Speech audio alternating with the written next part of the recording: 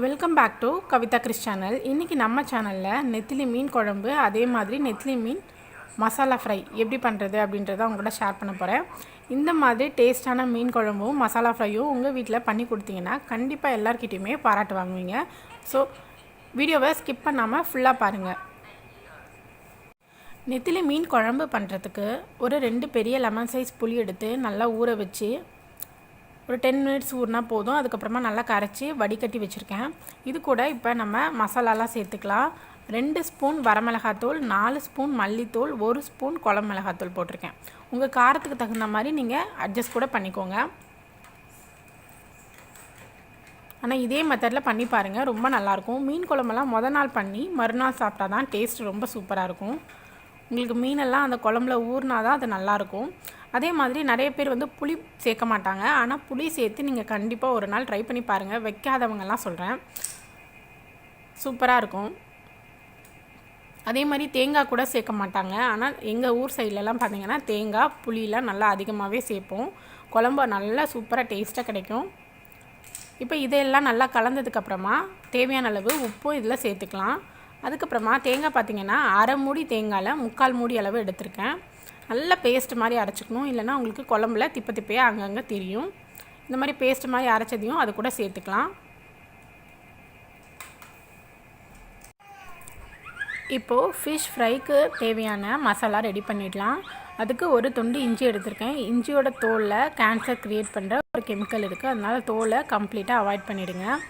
அதுக்கப்புறமா 4 பல் பூண்டு, 2 ஸ்பூன் வரமிளகாத்தூள், 1 ஸ்பூன் மிளகு ஜீரகத்தூள், 1 ஸ்பூன் சோம்புத்தூள், அரை ஸ்பூன் மஞ்சத்தூள், அதுக்கப்புறமா 1/4 மூடி தேங்காய், அதையும் நல்லா பேஸ்ட் மாதிரி அரைச்சிருக்கேன். கூடவே கொஞ்சமாக கல்லுப்பு சேர்த்துக்கலாம். உங்களுக்கு உப்பும் காரமும் பிரியாணி மாதிரி இந்த மசாலாலையும் கொஞ்சம் அதிகமாக இருந்தால் தான் உங்களுக்கு மீன் வேகும் போது கரெக்டாக இருக்கும். அதை மட்டும் நல்லா செக் பண்ணிவிட்டு செய்யுங்க. இப்போ நல்லா பேஸ்ட் மாதிரி மிக்சியில் போட்டு இது எல்லாத்தையுமே ஒன்று மாதிரி அரைச்சாச்சு. இது கூட கொஞ்சமாக ஒரு சின்ன லெமன் எடுத்து நல்லா பிழிஞ்சு விட்டுக்கோங்க புளிப்புக்காக.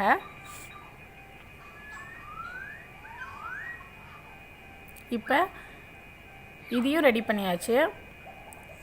இப்போ நம்ம போய் குழம்பு பண்ணிடலாம். குழம்பு பண்ணுறதுக்கு ஒரு கடாய் எடுத்து அதில் தேவையான அளவு எண்ணெய் சேர்த்துக்கலாம்.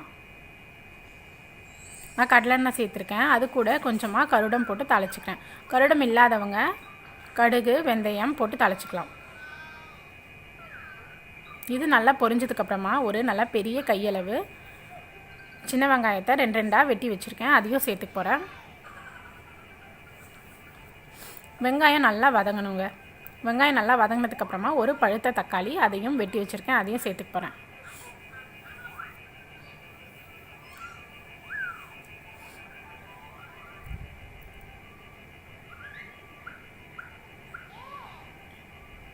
இப்போ இது எல்லாத்தையும் நல்லா வதக்கிக்கலாம்.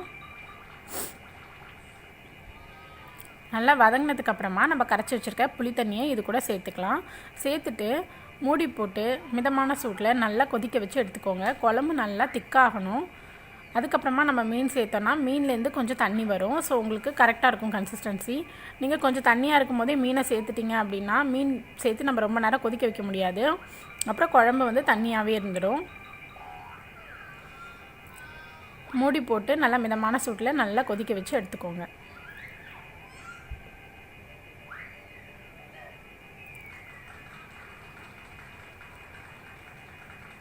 மீன் நல்லா கழுவியாச்சு. மஞ்சத்தூள் கல்லுப்பு போட்டு நல்லா உரசி க்ளீன் பண்ணிட்டீங்கன்னா உங்களுக்கு மீனில் உள்ள எந்த ஒரு ஸ்மெல்லுமே உங்களுக்கு வராது.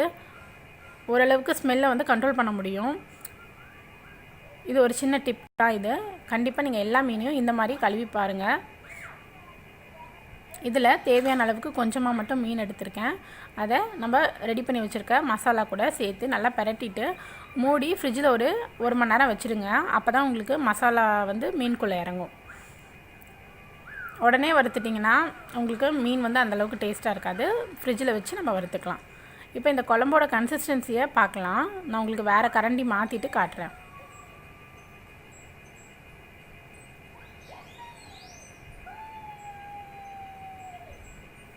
பாருங்கள், தண்ணியாக இருக்குது. இன்னும் குழம்பு திக்காகணும். இன்னும் கொஞ்சம் நேரம் கொதிக்க விட்டுடலாம். இப்போ குழம்பு இன்னும் கூட தண்ணியாக இருக்கிற மாதிரி இருக்குது. இன்னும் கொஞ்சம் நேரம் கொதிக்கட்டும். இப்போ பார்த்திங்கன்னா நல்லா கொதிச்சிருச்சு. இப்போ இந்த ஸ்டேஜில் நம்ம மீனெல்லாம் சேர்த்துக்கலாம். மீனை சேர்த்துட்டு கரண்டி போட்டு கிளறாதீங்க. கடாய் எடுத்து நல்லா திருப்பி விட்டிங்கன்னா மீனெல்லாம் ஃபுல்லாக முழுகிடும். அதுக்கப்புறமா நல்லா ஹை ஃப்ளேமில் ஒரு 5 மினிட்ஸ் மட்டும் குக் பண்ணுங்கள். மீன் வந்து ரொம்ப சின்ன மீனுன்றதுனால ரொம்ப நேரம் குக் பண்ண வேண்டாம். அதுக்கப்புறமா இருக்கிற சூட்லேயே வந்து மீன் வெந்துடும் உங்களுக்கு. மீனை போட்டுட்டு மூடி போட்டு நல்லா ஹை ஃப்ளேமில் கொதிக்க வச்சு எடுத்துக்கலாம்.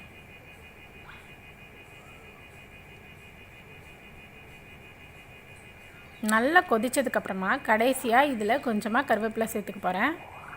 அப்போ தான் குழம்பு இன்னும் கூட ஃப்ளேவராக இருக்கும்.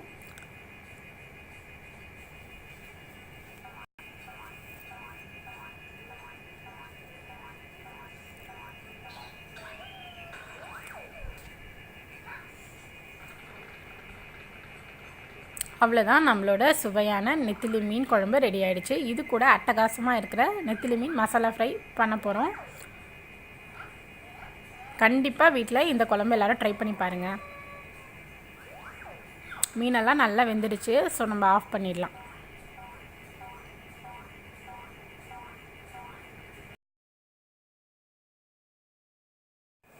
இப்போ ஒரு கடாயில் தேவையான அளவு நான் எண்ணெய் விட்டுருக்கேன், கடலெண்ணெய் விட்டுருக்கேன். இப்போ இதில் நம்ம ஃப்ரிட்ஜ்லேருந்து எடுத்து வச்சுருக்க மீனை இதில் சேர்த்துக்கலாம். இந்த மாதிரி மசாலா எண்ணெயில் பிரிஞ்சு வரக்கூடாது அப்படின்னா கொஞ்சமாக கடலை மாவு சேர்த்துக்கிட்டிங்கன்னா மீன்லேயே இருக்கும் மசாலாலாம். என்கிட்ட இங்கே கடலை மாவு இல்லை, அதனால் நான் போடல. உங்களுக்கு நிறைய ஃப்ரை ரெசிபீஸ்லாம், ஃபிஷ் ஃப்ரை ரெசிபீஸ்லாம் நான் ஒன்று ஒன்றா அப்லோட் பண்ணுறேன். இந்தியா போனதுக்கப்புறமா நிறைய போடுறேன்.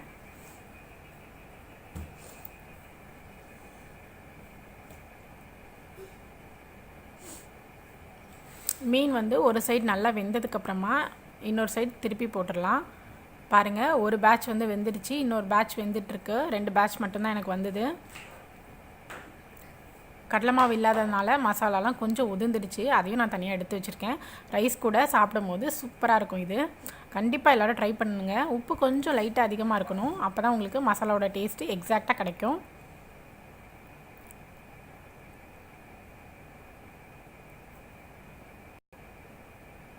இது 2வது பேட்ச். அவ்வளோதான், நம்மளோட சுவையான நெத்திலி மீன் மசாலா ஃப்ரை ரெடி ஆகிடுச்சு. இது நெத்திலி மீன் குழம்பு கூட சாப்பிடும்போது ரொம்ப அட்டகாசமாக இருக்கும். கண்டிப்பாக எல்லோரும் வீட்டில் ட்ரை பண்ணி பாருங்கள்.